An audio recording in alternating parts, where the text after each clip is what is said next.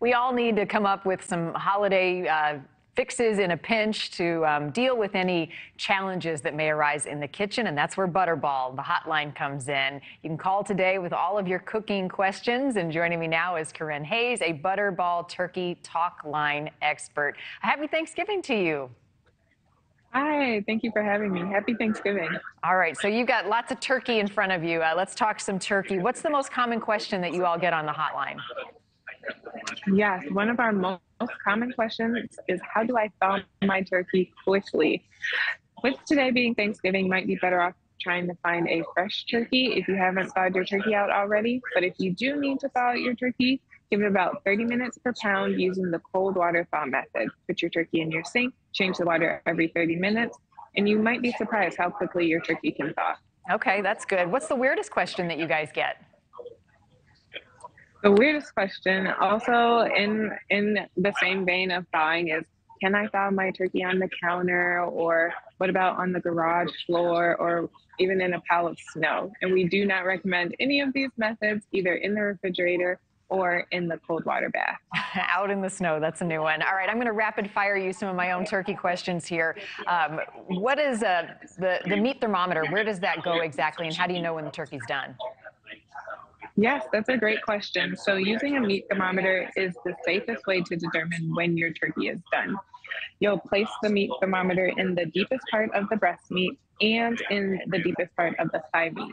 In the breast meat, it should get up to 170 degrees, and in the thigh meat, it should get up to 180. If you choose to stuff your turkey, which is safe to do, the stuffing has to get up to 165 degrees as well. Which is great. What about if you inject your turkey? A lot of people are doing that. What do they inject it with, and how does that change the flavor? Yes, absolutely. A great question. You can definitely inject your turkey with a marinade. It brings a lot of great flavor and adds extra juiciness to the turkey as well. If you want, you can go to butterball.com, where we have a lot of recipes for brining, dry rubs, and marinades. What's the biggest mistake, Coren, that people make when they're cooking their turkey? Biggest mistake? Oh, that's a great question. I would say maybe the biggest mistake is not using a meat thermometer. If you don't use a meat thermometer, you run the risk of undercooking or overcooking your turkey. Yeah, overcooked turkey, no good. It gets really dry. Is it necessary to cook in a plastic bag? What does that do?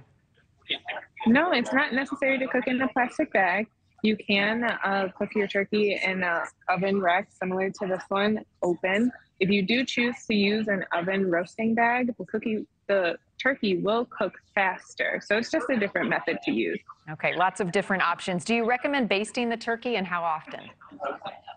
No, we do not recommend basting the turkey. Every time you open the oven, you're letting that hot air out. So keep the oven door closed. Set your oven to 325 all the way through.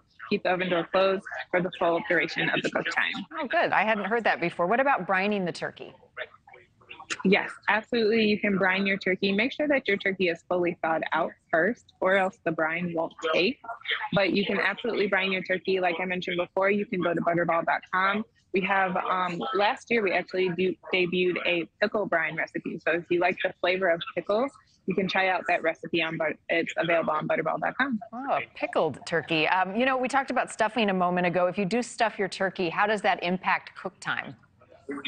Yes, it does impact cook time. If you choose to stuff your turkey, it's going to need to roast for longer. So please be sure to use your meat thermometer to make sure that it's cooking all the way through.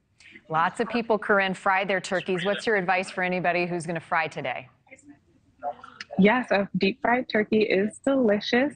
So if you do choose to deep fry your turkey, I think it's about 4 minutes per pound in the deep fryer. So it's a great way to cook your turkey, really juicy results. You know, I've wondered, sometimes you can get a really big turkey, a 20-plus pounder. Is it better to do a big turkey if you've got a big group, or better to do more meat on a couple of smaller turkeys? No, yes, you can definitely do a big turkey. The bigger, the better, because you'll have plenty of leftovers. The leftovers are sometimes the best part. And we have a lot of recipes that we created using leftovers. One of my favorite, because my favorite side dish is stuffing, is the waffle stuffing waffle sandwich. So you use stuffing as essentially your bread, and you make a sandwich using your leftovers, your leftover turkey, your cranberry sauce if you want to. It's really delicious. Thank you for watching. Go to newsnationnow.com to find NewsNation on your television provider. And don't forget to click the red subscribe button below to get more of NewsNation's fact-driven, unbiased coverage.